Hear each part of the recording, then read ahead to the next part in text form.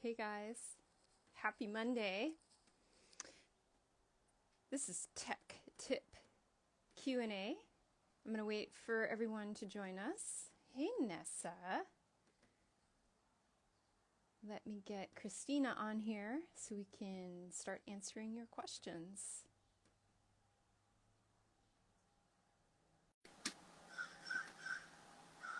Hello. Hey. Hi guys. Hi. Happy Monday. It is sweater weather.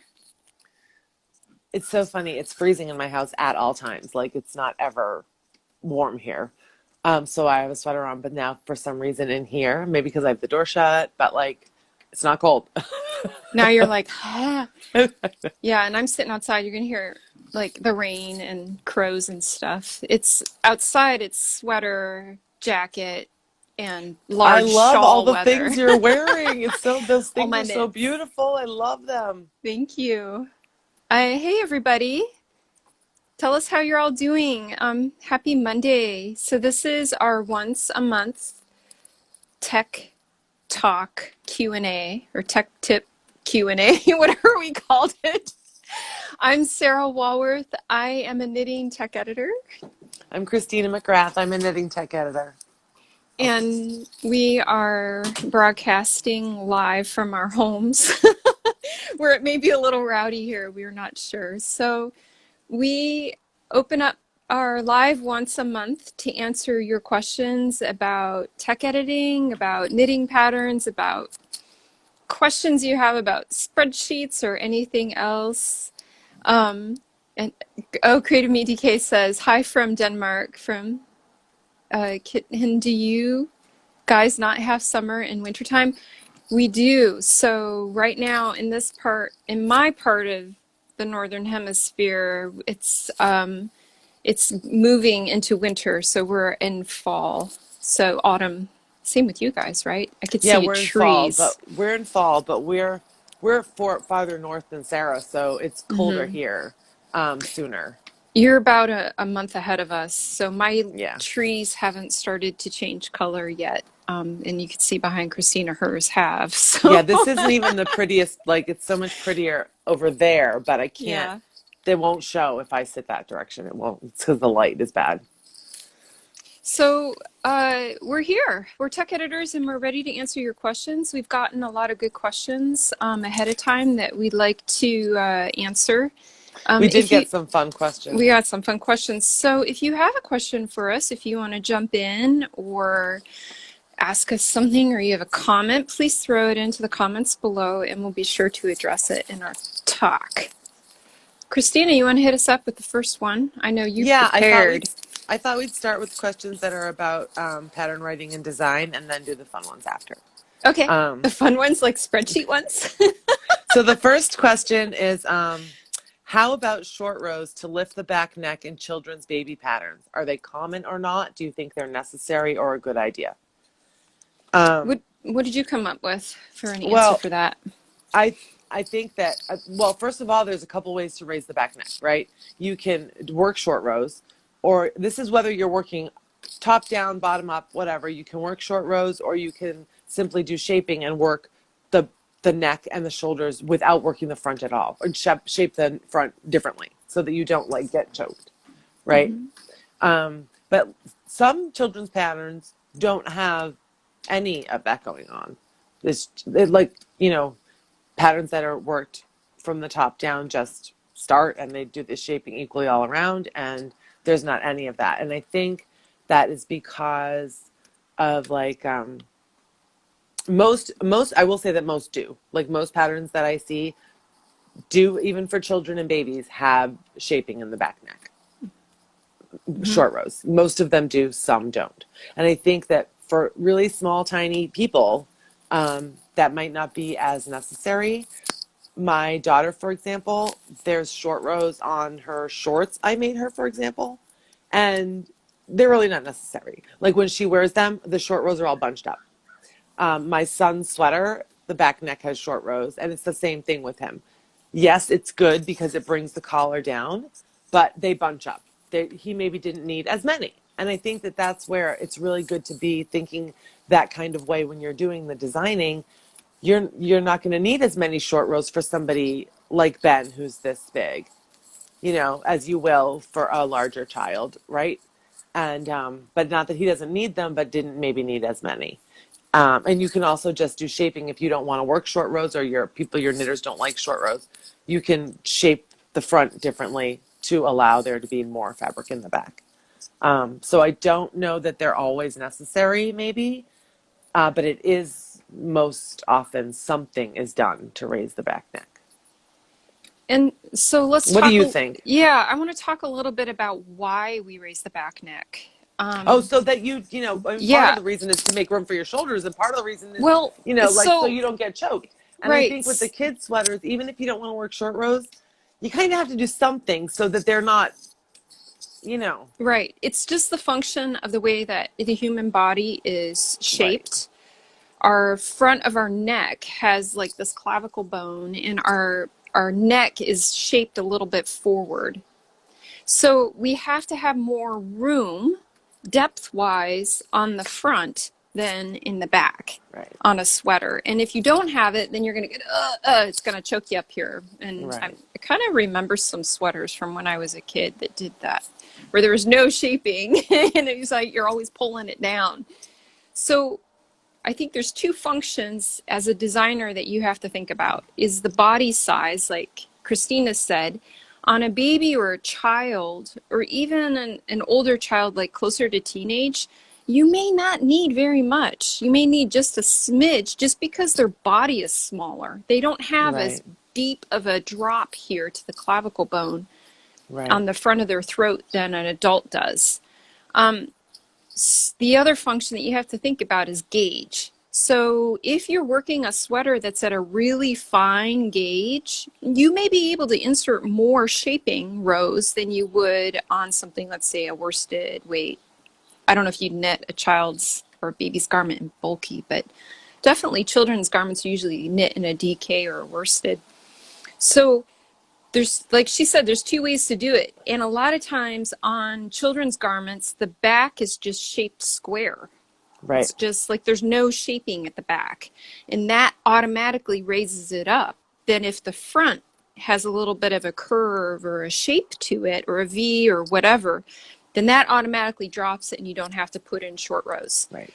But if it's like in the round circular yoke or something like that, you may want to put one or two in just to drop that front a little bit to keep that poor kid from going all the Yeah. time. Like it's not always used, but I think it's I do think it's a good idea. I mean, like Sarah's saying, that's just the way we're built. And even if Right. you only use a little bit of it or a little extra shaping, it's helpful. Yeah. And it can be done not with short rows. It can be Yeah. done just by Work. shaping Yeah. a usual shaped collar that's got a little bit of a curve to it for Hmm. a crew neck, like you Right. would It do does on a not. regular. Right. It doesn't have to be short rows, but there needs to be some. It's a good idea, but there It's a just good some idea. extra in the back so that the front is better. Or even if you just shape the neckline differently, you know, Yes. to give a little more room up here. So, and there's other ways to do it. So if your back is totally straight, you also can bring forward two parts to make the front go lower too. So you can like do a saddle type Well, and in shape circular or yoke sweaters, short rows are probably your best I think so. In bet, short, yeah. Yeah, and best definitely choice. in Even if circular you just did yoke. a couple of them. Yeah. And short rows aren't as scary. If you instruct it well, people will be able to do it just if they especially if they trust your pattern instructions. Right.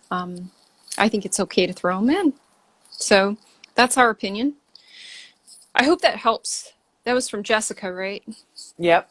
Yeah. And lots of times on raglans, they'll be the shoulders and back will be worked before the front is ever worked.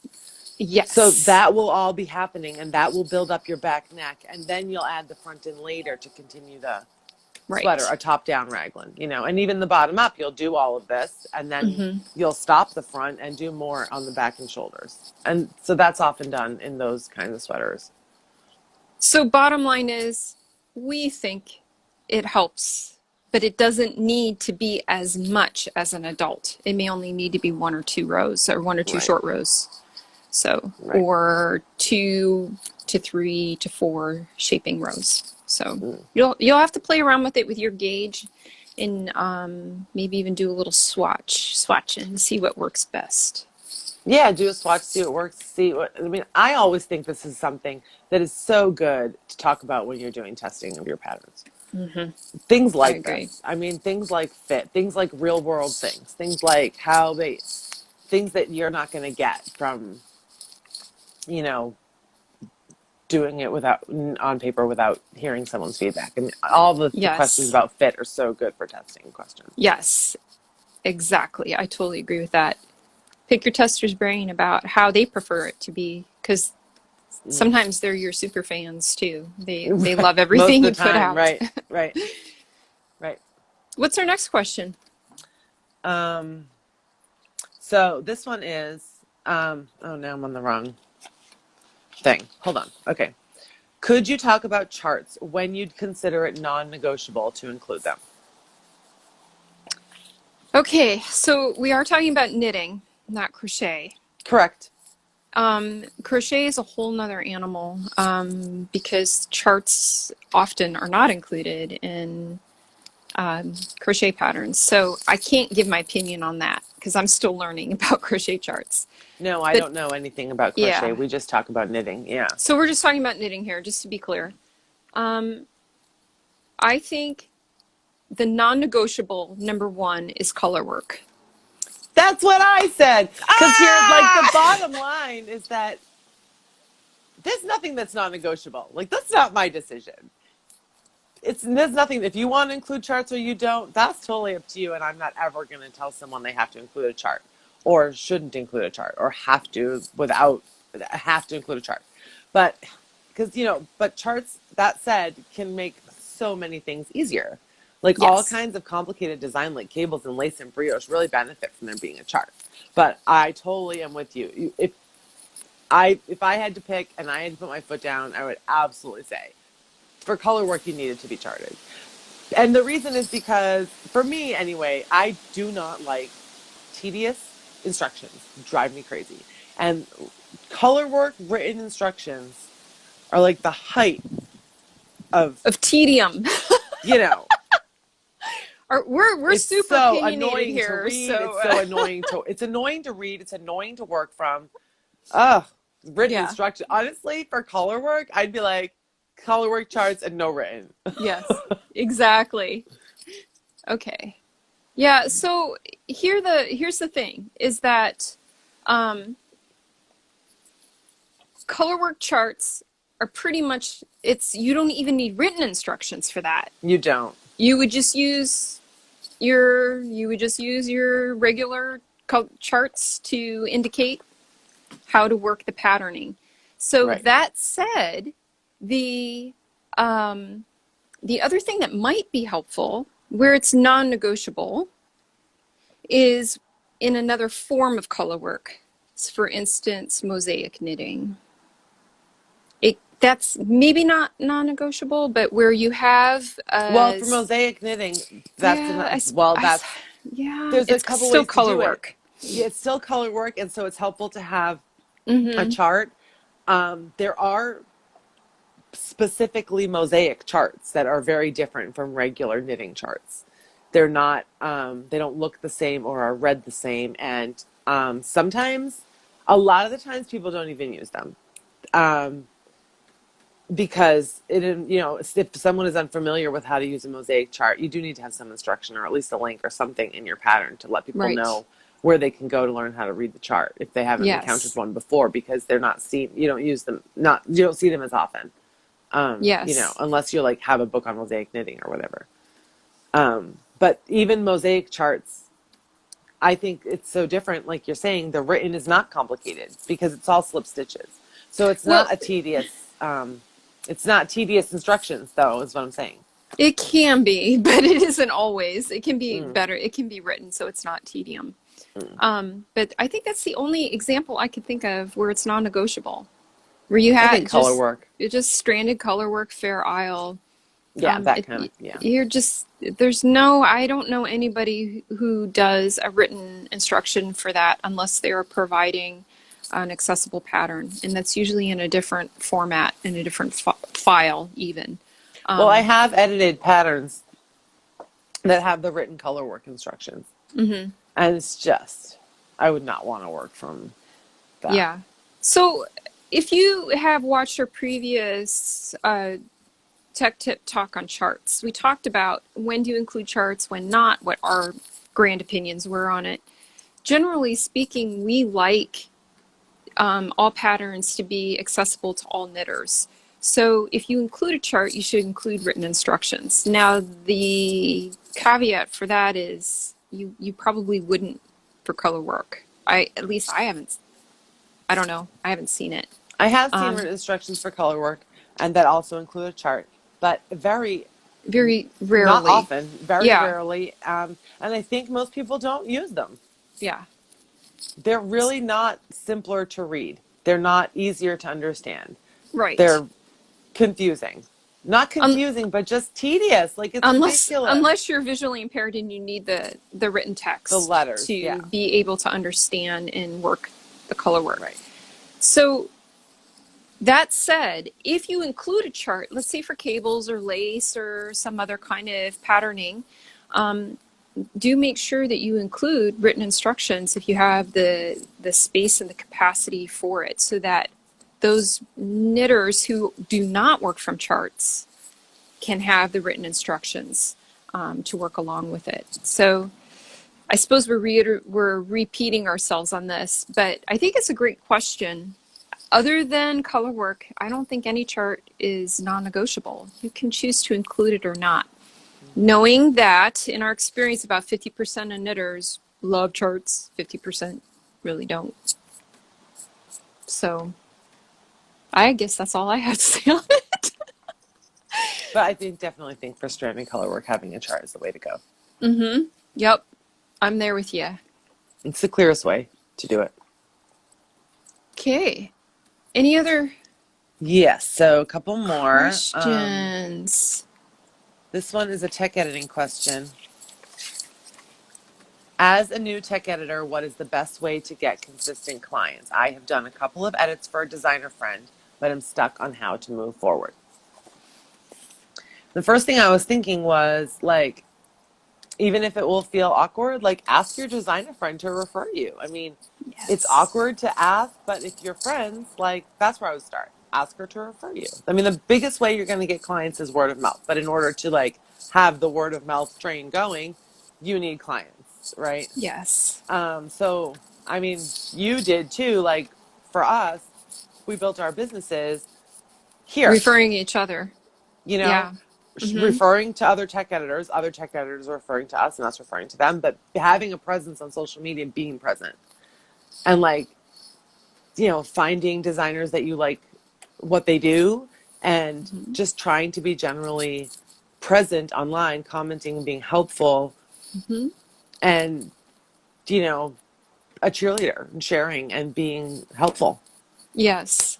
being So present and getting to know, having like a presence there. And it's like not a huge presence. I mean, it doesn't have to be crazy. I mean, you don't need to have like a gazillion followers or any of nope. that.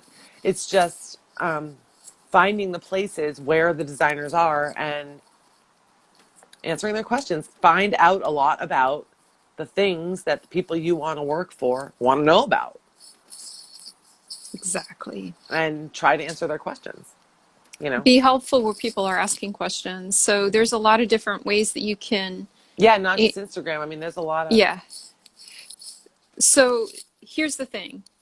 If you're going to have a business as a tech editor, then you need to you have to spend a certain amount of time every day on your business. And it's not the work that we want to be doing. We want to be editing, or Right. we want to be working with designers and so whatever capacity. We want to be drawing charts and doing those kind of things. And so the marketing of ourselves can be tricky and it can be a stretch for us. It can be uncomfortable, especially if you're an introvert. So you have to push yourself a little bit. There are a few resources that are really great. Uh, Tara Swigert, Swigr, has a fantastic book called Market Yourself. That can be a beginning if you want to look that up. That was a help for me when I was getting started. Oh, I agree. Um, And she has a podcast too, and mhm. like you just go back and look at the titles. I mean, she has years of podcasts, and they're all helpful, and they're Every single all one of them. relatable to what we're doing. Yes. Running your own business, and it like because it doesn't have to be sleazy. It doesn't have to be. No. It's not at all like that. It's not at Right. all yucky or salesy or anything like that. So It's not. I have a few. Oh, can you repeat that name? Oh, Tara, T A I'll R write it A. in. Oh, good. Put it in the comments. Swigger, Swigr. She has a podcast. Um, Explore your enthusiasm. I keep wanting to say Curb Your Enthusiasm, but that's the wrong show. No, explore your Explore Your enthusiasm. Enthusiasm. And her podcast is several hundred episodes long, and all of them can apply to a creative small business, which Hmm. is what you're in. So, number one is be authentic. Be who you are. Don't try to be somebody different because who people are going to be hiring you in your services is you. Hmm. So, in your social media, make sure your profile is up to date, describes what you do, and also links to where people can get a hold of you. Make sure your direct messages is turned on. I get so many inquiries and contacts through my direct messages on Instagram. I'm not saying you need to turn on your notifications on your phone or anything like that, but do be faithful to check it regularly for people who want to find you and get a hold of you.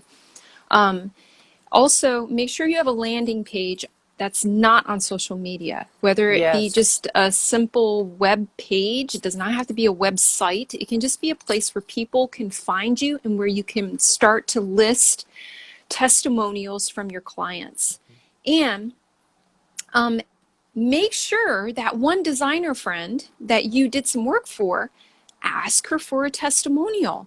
Ask her for, Absolutely. what did you like about how I worked? What did you like about what I did for you? And how can I improve? And use that information and say, can I quote you on social media? Can I quote you on my webpage? And put that information in. People will not hire you if they don't know what you do. And if you aren't talking about yourself and what you do, and you're not being helpful in any of the spaces that the designers are in. Right. So this takes a little bit of work. You could just set aside 15 minutes a day and think about how can I post every day something that's helpful for designers, or post a testimonial of a client that I did great work for, or post about I have open spaces on my calendar. Here's how you Hmm. get a hold of me. This is the services that I provide. So, in other words, every day you're showing up, you're being When I was present. first starting my business way back, that was what I did. I had like a schedule for the week Hmm. of what I posted each whatever day of the week. Like every Monday, I had a call to action post where I said that I had openings available and how to get in touch with me, where to find out about it. I would have Right. a day when I would post a tip, like I would post a tip once a week. And then I had a day where I'd post my knitting and talk about a particular element in knitting that I liked or that I was working on. And then I would post like what was the other one you said? I don't remember. I don't remember. I don't either. But I tried to think of how I could show up every day Yes. in a way that I could be consistent about. And I And it's just authentic made to a who point. you are. Oh, of course. And Yeah. you really do have to. I mean, I don't know. This could all just be me talking because I have a lot of self doubt. But you have to not worry about what other people are doing or feel like you have to be doing it some kind of way because you saw somebody doing it that way, so that must be the way. Like Sarah said, they're hiring you, and who you are is going to come through, and that's what they're going to want, and that's who they're going to want to work with, and that's how you're going to find the people that you want to work with and who want to work with you. So So always be authentic, absolutely, and kind and helpful when you can be. that's it. And the other aspect of this is what you're doing behind the scenes. When you're doing a job, you need to do your very, very best work. In other words, don't approach your work in a halfway manner. Do your very best work and learn from your mistakes and get feedback from your clients. Ask them for referrals. And also, behind the scenes, make sure that you are where other tech editors are. This is not, we think it's a solitary profession, but I could not do my job without my tech editing colleagues. I just couldn't because I need help sometimes. I can't figure out a problem. I need to refer my work to someone Right. else because we're not a good fit. So maybe my client needs to work with a different kind of tech editor, or maybe they need a pattern writer. Sometimes I need a second tech editor to help check my work when I'm doing a more complex job. So the places where other tech editors are and hang out is where you also want to insert yourself because sometimes jobs get posted there. Hmm. And then you can Yes, show, hey, I'm available. The correct. place where Christina and I are, if you are on Facebook, is called the Tech Editors Water Cooler. It is a private group and it is only for tech editors. Right. And that is where we kind of hang out when we need support and help. Well, and Um, it's been great to have that kind of community because yes, we work at home by ourselves. Like it can be really yes, isolating. And it it's can really be. nice to have people to ask questions like Sarah said, or be able to refer to other people or talk to that know exactly what you're talking about. Um, Also, the Tech Editor Hub is a group for Yes. designers and tech editors. So you're not going to go Hmm. in there and, say only whatever, but it's a place that designers will often ask for help and you can be helpful. And it's a place that they're going to ask, post jobs that they need done lots of times. And you can also post, answer for designers who post that they need a tech editor. I just Hmm. made that a really complicated sentence, but you heard what I'm saying. So that's the Tech Editor Hub on Facebook, where people sometimes do go in there inquiring for help from a tech editor. So that is the key, is to realize that this is a community Right. and you are not competing against other tech editors for jobs. That actually, it's better to think of this as I'm in a pool of tech editors and we're all working together and there's plenty of jobs to go around. So make sure Because that there are. yes, there's so much work. So don't feel like you have to grasp for work. Put yourself in a position where you are helpful, where you are present, where people know what you do, and realizing that the algorithm may not show everyone your posts. So post multiple times, post in your stories that you're working on your spreadsheets, or post, whatever it is that matches your person, and just be present, and word will get around. If you do good work, word will get around that you are available and you are the editor to hire. So I hope that's helpful. Do you have anything else to add to that, Christina? I think we covered it Just pretty that, thoroughly. yeah, I think we really did. We always seem to have a lot to say about tech editing. I wonder why. I wonder why. The only thing is, like, I found that the one thing I found very difficult to do, and I don't know that I even ever really did it. I do have a place on my website where testimonials are listed that clients have written about me that I post on my website. But as far as like sharing on social media a testimonial or something that somebody said about why they liked working with me, I I'm not I I'm not You don't do I that. I can't. I find that very That's totally difficult fine. to do. Yeah. But I do know that that's my problem. Like that's just my own personal hang up that I need to get over because because Oh. it is a helpful thing to do and it is Mm-hmm. useful. And those people who say those things about working with you and what they like about you are happy for everybody to know that. Right. And it's a good thing to share and talk, share. Oh, I thought of something else. always be learning too. Mm. If there is something that you want to specialize in, really dig deep. Dive deep into your references, learn things, and then when you come across a nugget of information that you think would help the designers who specialize in that part of designing, post it, talk about it, Right. show that you know your stuff. That actually can be more helpful than anything in Hmm. attracting clients, is showing that you have some base knowledge in the area that you love to edit in. Yeah, posting tips is a great idea. And, using hashtags when you post tips Mhm. so that people looking for those things can find you. People do search hashtags. Like, I don't always, but a lot. People use Yes. hashtags a lot.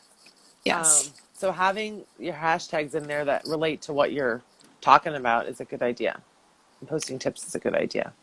And learning the things that people want to know that you want to work with.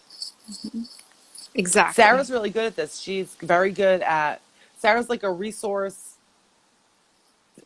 nerd, like Yeah, totally obsessed with yeah, but resources, and she it's collects all the them. stuff But I wanted to know. yes, but she collects them very effectively. Like Mm, she finds something, like she was just saying, that she learns, and she records it, puts it somewhere, and does not lose that information. mhm. So, like for example, on her website, she's got a whole page of resources Yeah, which is that in she my adds to link and if you updates. guys need it. It's in So, her bio, and she adds to and updates that. And she probably has God knows more on her computer and on a notebook on her desk where she keeps track of everything that she learns. And, she's just a total data person.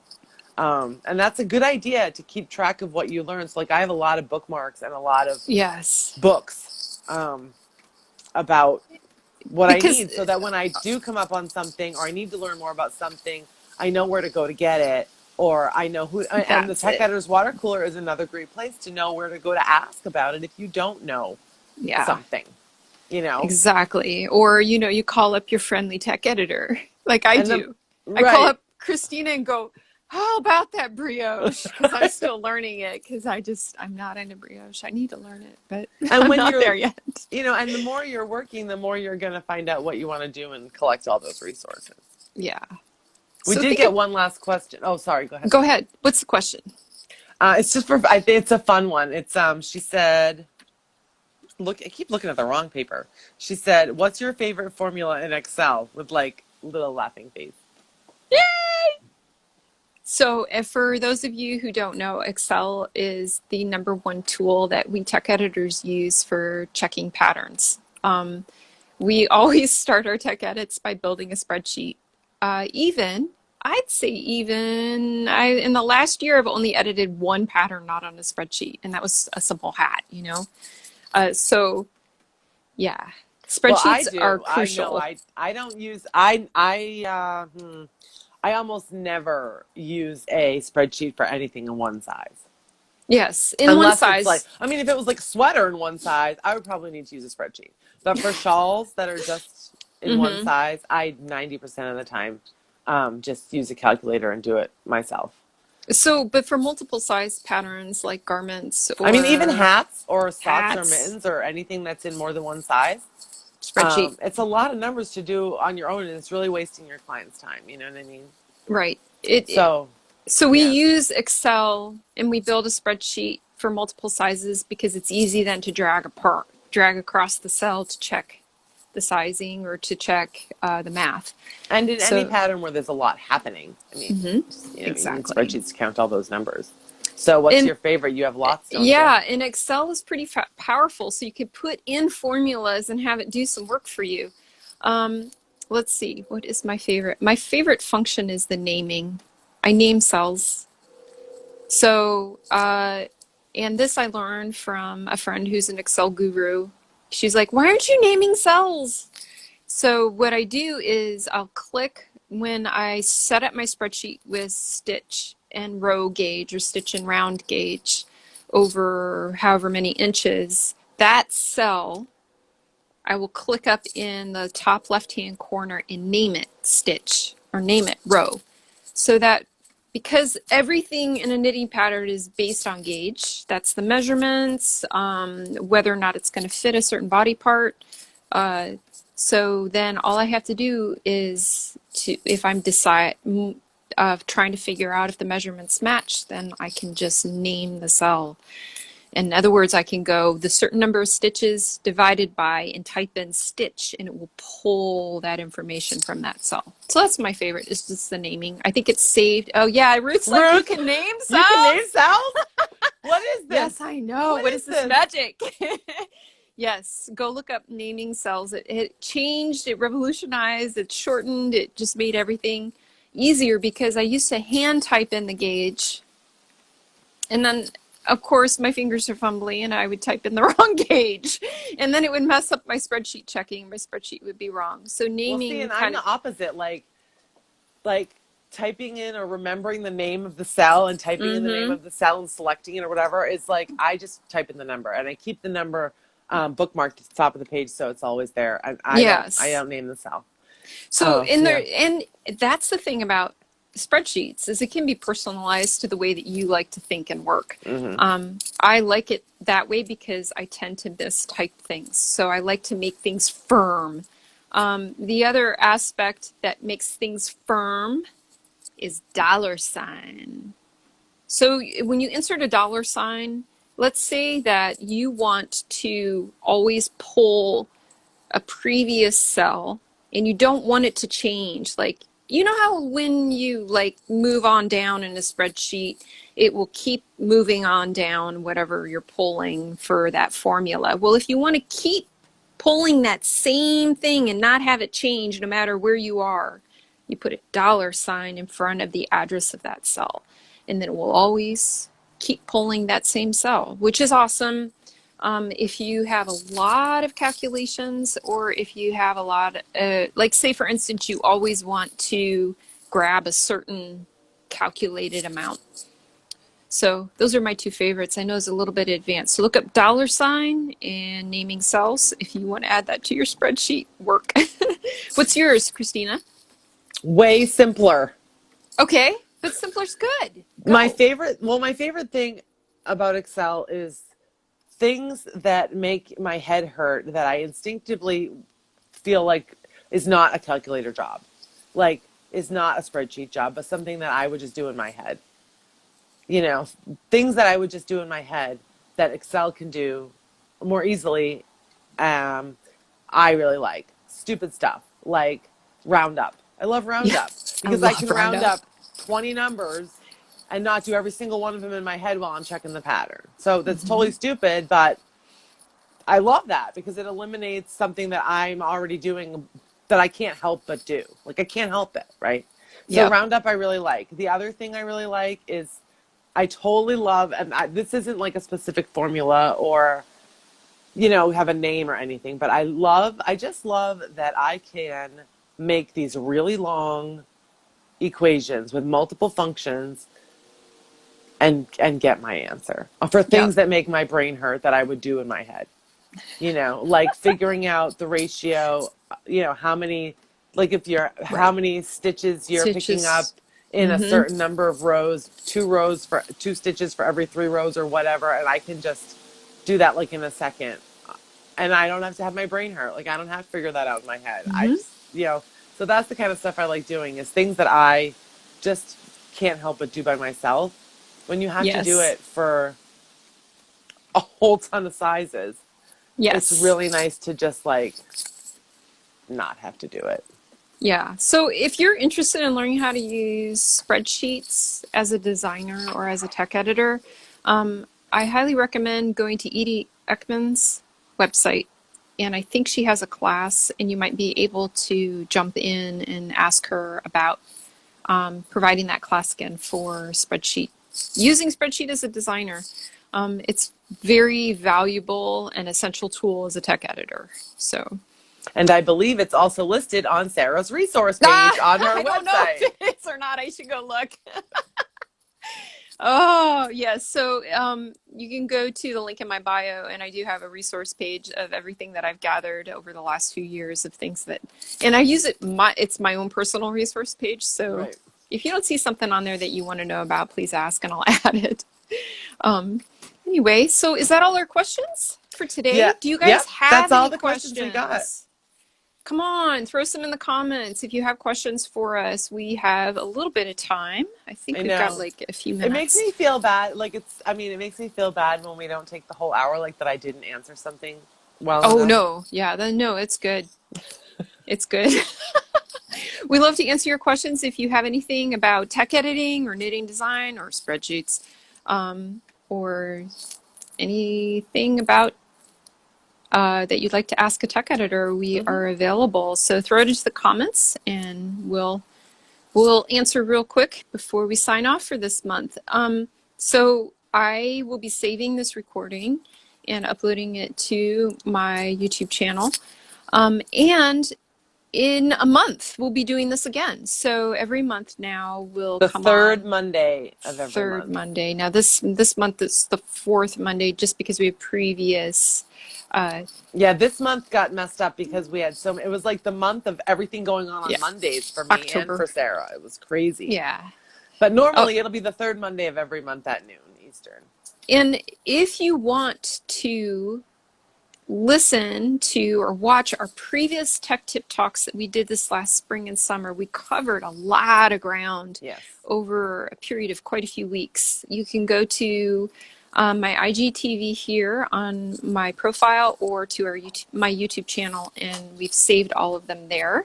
The YouTube Um, channel is linked in my it's bio too, so you can and go there and find that. yeah, and I am working on a written help for all of you knitting designers from Tech Tip Talks, to help you get your pattern ready for tech editing and for release with fewer issues. So we're working on that in the background, but oh, it's tedious. It does take a while. So we're getting there. Knitting Daddy says this is cool. Thanks for sharing your knowledge. We're very happy to do this. This is part of why we're tech editors, is we love to help. And we love to help designers get their patterns in tip-top shape. So if you guys don't have any more questions, do you have anything else, Christina? Um, no, because now that we're doing this Q&A thing and we're not coming up with like a topic to talk about, because when we did the Tech Tip Talks, we had a topic for every week Yes, we that we did. talked about, and then we also, of course, answered questions that were sometimes related, sometimes not. But Right. now that we're doing this Q&A, we're just answering questions. I don't like come prepared to talk about anything except the questions that we get. Um, And we had some great ones today. So if you're mhm. just joining us now, please watch later on once it's uploaded to my Yeah. IGTV. And we'll see you again in a month. Well, 3 weeks. Yeah, it'll be 3 weeks now that we're a week late this month. Yes. We'll see you in the end of November. You guys take care of yourselves. Be safe and be Thanks for joining us. happy knitting. Bye. Bye.